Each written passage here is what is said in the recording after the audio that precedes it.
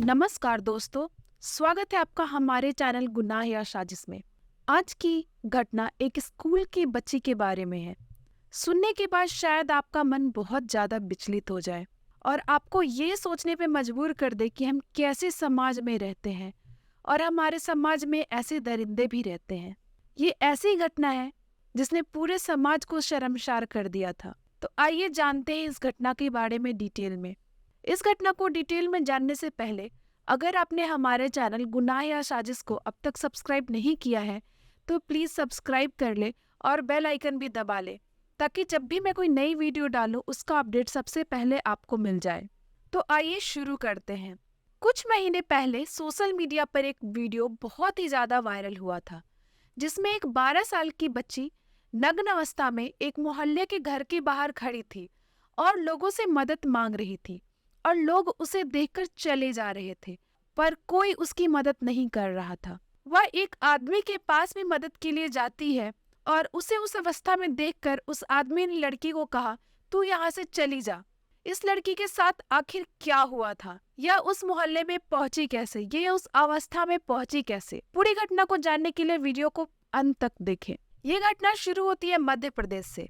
मध्य प्रदेश के सतना डिस्ट्रिक्ट के जितवारा गांव के एक कच्चे घर में 12 साल की एक छोटी बच्ची अपने दादाजी के बड़े भाई और पापा के साथ रहती थी। उसकी माँ बहुत साल पहले उनको छोड़ के चली गई थी। उस बच्ची के देखभाल ज्यादातर उसके दादाजी करते थे क्योंकि उसके पापा काम में कुछ ज्यादा बिजी रहते थे। वो बच्ची पढ़ाई में बहुत अच्छी नहीं थी, इसके बाद भी वो बहुत मेहनत करके कोशिश करती थी कि उसके रिजल्ट अच्छे आए। वो कभी भी स्कूल मिस नहीं करती। वो रोज सुबह तैयार होकर अपने कुछ दोस्तों के साथ पैदल ही स्कूल जाया करती थी और करीब 4 से 4:30 बजे तक वह स्कूल से घर वापस आ जाया करती थी। 24 सितंबर 2023 के दिन वो रोज की तरह सुबह तैयार हुई और स्कूल जाने लगी। उस दिन उसका एग्जाम भी था। तो सुबह अराउंड 9 बजे वो अपने स्कूल में पढ़ने वाले 7 बच्चों के साथ एक रिक्शे में बैठी जहां से वो माझा गांव गई। माझा गांव पहुंचने के बाद वो स्कूल में गई जहां उसका एग्जाम था। वो स्कूल पहुंच तो जाती है मगर उसको एग्जाम देने नहीं दिया जाता। जैसे वो एग्जाम हॉल में पहुंचती है उसे यह बताया जाता है कि उसके एडमिट कार्ड में कुछ प्रॉब्लम है, कुछ स्पेलिंग मिस्टेक है जिसकी वजह से उसे एग्जाम नहीं देने दिया जाता है। ये चीज समझने में काफी देर हो जाती है कि उसके एडमिट कार्ड में एक्चुअली कोई प्रॉब्लम नहीं थी। टीचर ने नाम पढ़ने में गलती कर दी थी और उसका एग्जाम इस वजह से मिस हो जाता है। एग्जाम ना देने की वजह से और माझा गांव के बारे में ज्यादा कुछ पता ना होने की वजह से वो स्कूल के बाहर आती है और सोचने लगती है कि अब घर कैसे जाए। तभी वो अपने सामने एक रिक्शा देखती है। फिर वो रिक्शे में बैठ जाती है और रिक्शे वाले ने जब उससे पूछा तुम्हें कहाँ जाना है तो उसे ठीक से अपना एड्रेस नहीं पता था। उसने सोचा शायद वो आगे जाए तो उसे शायद कुछ याद आ जाए कि किस डायरेक्शन में उसका घर है, उसे किधर जाना है। तो उसने कहा भैया सीधा ही चल लो। उसके पास घर जाने के लिए पैसे नहीं थे। तो कुछ दूर चलने के बाद उसने रिक्शे वाले से कहा भैया मेरे पास आपको देने के लिए पैसे नहीं है। तो रिक्शे वाले ने उसे बीच रास्ते में ही उतार दिया, जिसके बाद वो चल के माझा गांव के एक जगह अपने घर के थोड़े दूर आ जाती है। वो जब पहुंचती है अब माझा गांव उस टाइम करीब सुबह के 10 बज रहे थे। अब वहां पहुंचकर वो कंफ्यूज हो रही थी कि उसे किस डायरेक्शन में जाना है क्योंकि उसके ठीक से अपने घर का एड्रेस नहीं पता था और गलती से वो घर के उल्टी डायरेक्शन में चलना शुरू कर देती है। तभी उसके दादाजी ने दूर से उसे जाते हुए देख लेते हैं और उसे बुला लेते हैं। और उसके दादाजी को पता था क्योंकि उनकी पोती कभी घर से ज्यादा बाहर नहीं निकली थी तो उसे रास्ते के बारे में ज्यादा पता नहीं होता है। वो जैसे ही दादाजी को देखती है रोने लगती है और बताती है कि उसके एग्जाम नहीं देने दिया गया है, उसे बोला गया है कि उसके एडमिट कार्ड में कुछ प्रॉब्लम है। इसके बाद दादाजी अपनी पोती को अपने साथ घर वापस लेकर आ जाते हैं। फिर दादाजी बच्ची को समझाते हैं कि कोई बात नहीं बेटा, और अगर इस साल तुम एग्जाम नहीं दे पाई कोई प्रॉब्लम नहीं है, कोई बड़ी बात नहीं है, अगली बार तुम दे देना। दादाजी समझा बुझाकर लड़की को घर छोड़कर वापस काम पे चले जाते हैं। और फिर दादाजी जब शाम को करीब 6 बजे घर वापस आते हैं तो वो देखते हैं कि उनकी पोती घर में नहीं है। वो घबरा जाते हैं और इधर उधर अपनी पोती को ढूंढने लगते हैं। फिर वो पुलिस स्टेशन जाकर अपनी पोती की मिसिंग रिपोर्ट लिखवाने के लिए जाते हैं। फिर वो पुलिस स्टेशन जाते हैं अपनी पोती की मिसिंग रिपोर्ट लिखवाने, लेकिन वहाँ के पुलिस अफसर वहाँ उनका रिपोर्ट नहीं लिखते और उन्हें भगाते हुए कहते हैं कि अपनी पोती को खुद ढूंढो। तुम्हें इतनी जल्दी अगर मिसिंग रिपोर्ट की है तो फिर कल तक का वेट करो, फिर हम लिखेंगे। पुलिस वाले ये भी कहते हैं कि देखो आसपास ही गई होगी, आ जाएगी थोड़ी देर में। उनकी पोती ऐसे कभी बिना बताए घर से कभी नहीं गई होती, इसलिए उनका मन घबरा जाता है। उनकी पोती कभी उनको बिना बताए कहीं नहीं गई होती है, इसलिए उनका मन घबराता होता है और उनके मन में बुरे ख्याल आने शुरू हो जाते हैं। उनका दिल नहीं मानता। फिर वो अकेले ही अपनी पोती को ढूंढने निकल जाते हैं। पूरी रात वो अपनी पोती को ढूंढते हैं, पर उन्हें कहीं कुछ पता नहीं चलता कि उनकी पोती कहाँ गई। अगले सुबह तक जब उनकी पोती घर वापस नहीं आती तो दादाजी भागकर पुलिस स्टेशन जाते हैं और इस बार पुलिस उनकी पोती की मिसिंग रिपोर्ट लिखती है। वहां दूसरी तरफ 25 सितंबर की सुबह उनकी पोती सतना से 700 किलोमीटर दूर होती है और वो वहां उज्जैन की गलियों में घूम रही होती है और सबसे मदद मांग रही होती है। इस बच्चे के शरीर पे एक कपड़े तक नहीं होते हैं और उसके शरीर से खून निकल रहा होता है। वो बिल्कुल ही नग्न अवस्था में होती है और वो 8 किलोमीटर तक चलते चलते लोगों से मदद मांग रही थी। करीब 2.5 घंटे से 3 घंटे तक वो चलती है, लेकिन कोई उसकी हेल्प नहीं कर रहा था। क्या हो गया है हमारे समाज को? एक छोटी सी बच्ची का दर्द कैसे किसी को नहीं दिख रहा था? कम से कम 2-3 घंटे वो उसी अवस्था में चल रही थी। रास्ते में उस बच्चे ने कितने लोगों से हेल्प मांगी, किसी ने उस बच्ची की हेल्प नहीं की।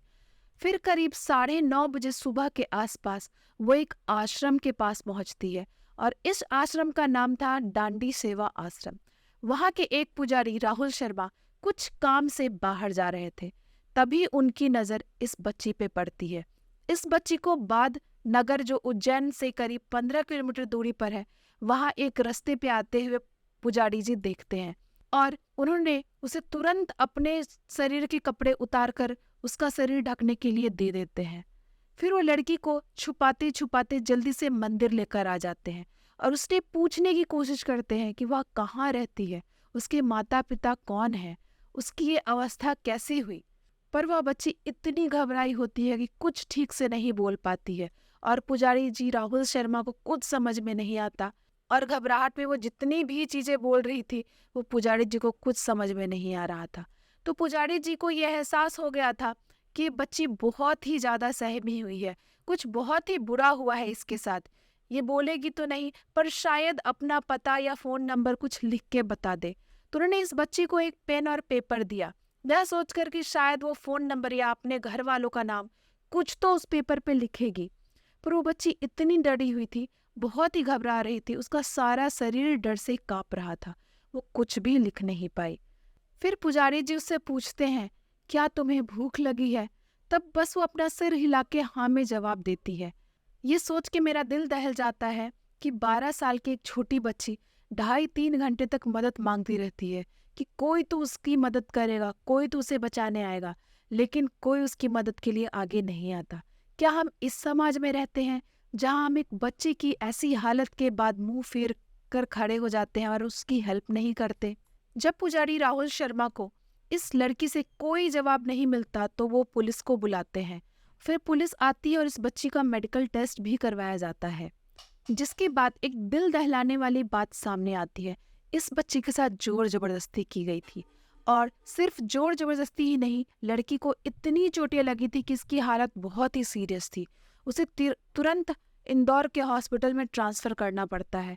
बच्ची की हालत इतनी सीरियस थी कि पुलिस ने उस टाइम FIR दर्ज करने से पहले इसको हॉस्पिटल में एडमिट करना ज़्यादा जरूरी समझा। उसे सीधा पहले इंदौर हॉस्पिटल में ले जाया गया और वहाँ पे उसकी सर्जरी भी हुई। अब सवाल ये उठता है कि इस बच्ची के साथ क्या हुआ था, इस बच्चे की ऐसी हालत किसने की थी और ये अपने स्कूल से वहाँ तक कैसे पहुँच गई। इन सभी सवालों का जवाब जानने के लिए एक स्पेशल इन्वेस्टिगेशन फोर्स बनाई गई, जिसमें 28 पुलिस ऑफिसर थे, जिन्होंने इस केस पर पूरी 4 रात बिना सोए हुए काम किया।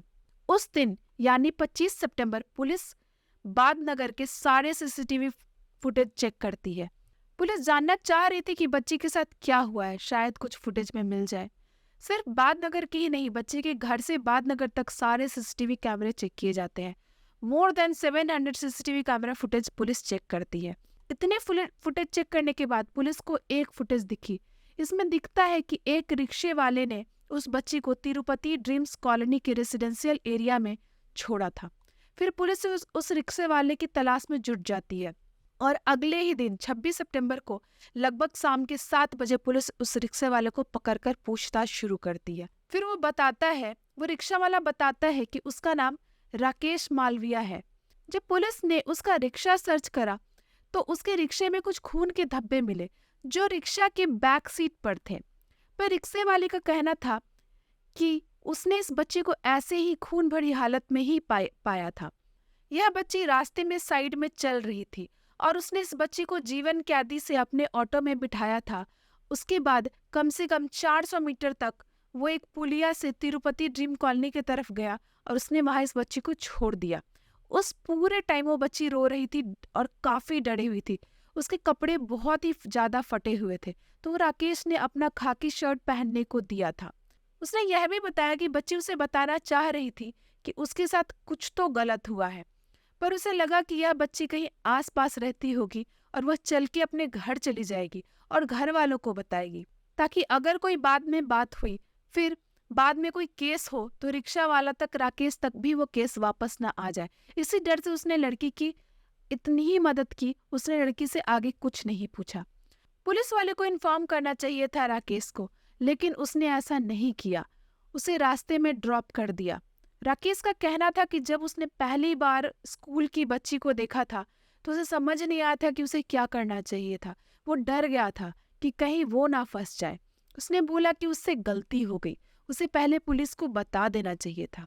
अब पुलिस को उज्जैन स्टेशन के बाहर एक कैमरे के फुटेज में एक बच्ची दिखती है। 25 सितंबर के 3 से करीब 5 बजे तक इस बच्ची ने 3 ऑटो रिक्शा वाले से बात की थी।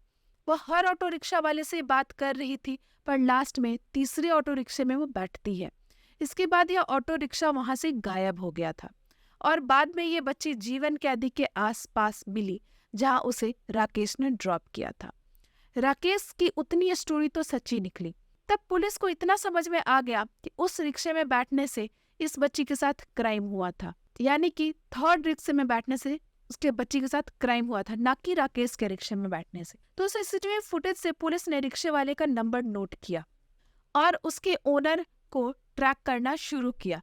रिक्शे का नंबर था MP13R5204 और रिक्शे वाले का नाम था भरत सोनी। अब जानते हैं आगे क्या हुआ। भरत सोनी, जो कि एक ऑटो रिक्शा वाला था और जिसकी उम्र लगभग 38 साल थी, वह उज्जैन का ही रहने वाला था और अपने माता पिता और अपने भैया भाभी के साथ रहता था। वह अपनी फैमिली की दुकान पे काम करता था, मगर यह केस होने के 6 महीने पहले से वह अपने छोटे भाई का ऑटो चला रहा था। भरत हमेशा ही दारू पीकर लड़ाई करता था। वे कभी पैसेंजर से लड़ जाता तो कभी दूसरे ऑटो रिक्शे वालों से लड़ जाता। भरत के पास रिक्शा चलाने का कोई लाइसेंस भी नहीं था, तो वो पुलिस से बचने के लिए अपना रिक्शा रात को चलाता था, क्योंकि उज्जैन में जिस एरिया में जहां वो भरत सोनी अपना रिक्शा चलाता था उस जगह पे रात में पुलिस नहीं रहती थी। वो रिक्शा चलाता था रात से सुबह के करीब 5 बजे तक और 25 सितंबर को भी भरत सोनी उस ट्रेन स्टेशन के बाहर ही खड़ा था जहां पे वो बच्ची उसे मिली थी। और 25 सितंबर को लगभग सुबह 5 बजे भरत सोनी बच्ची को रिक्शा में बिठा के जीवन कैदी गांव के बिल्कुल ही सुनसान जगह पर लेकर गया और फिर वहां उसने इस बच्ची का शोषण किया और शोषण करने के बाद इस बच्ची के साथ जोर जबरदस्ती करने के बाद वहां से भाग गया। वो भागकर अपने घर गया और ऐसे प्रिटेंड कर रहा था जैसे उसने कुछ किया ही ना हो।